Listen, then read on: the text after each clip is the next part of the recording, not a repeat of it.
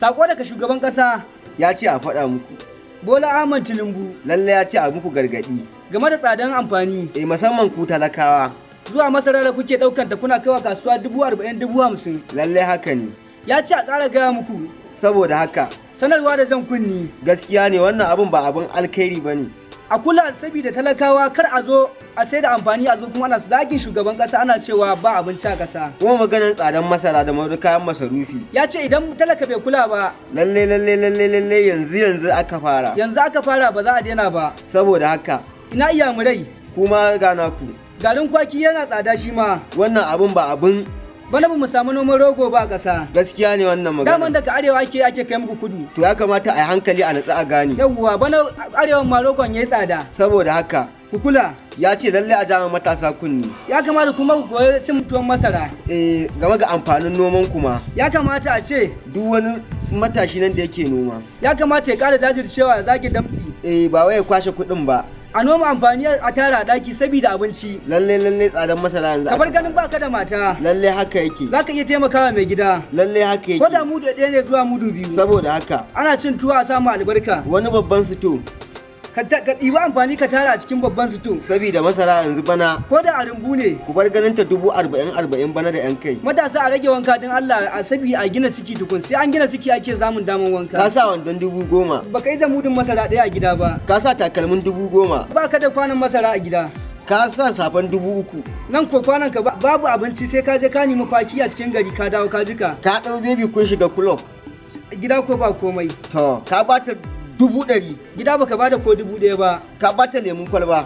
Can gida ba sha ko ruwan shayi ba. To shikenan saboda haka lalle shugaban kasa yana ƙara jan kunni a gare ku. Saboda haka maganan aure. A rage amma kuma an samu dama a yi har mata 4 ma ba a hana ba. Lalle haka ne ba wai ka tara matan ba. Wannan haka yake amma a yi kokarin ciyar da su. Saboda idan tara mata ba abinci wannan ma illa ne zai iya sawa a ringa fada tsakanin mata da miji. Shugaban kasa Muhammadu Buhari yana ƙara jan kunni a gare ku. Me wanda ya ci da ba ko? Wanda ya ritaya da. Wanda ya ritaya. Duk da ya sauka. Ya ce lalle yana goyon baya.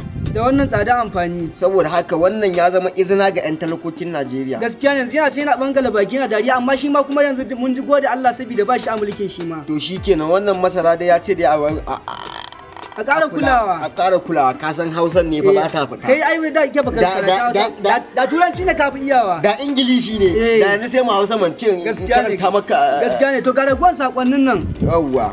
Shafi na 3. Yawwa shafi na 3. Shugaban ƙasa Ahmad Bola Tinubu. Yawwa. Ya ce ina samari. Masu neman aure.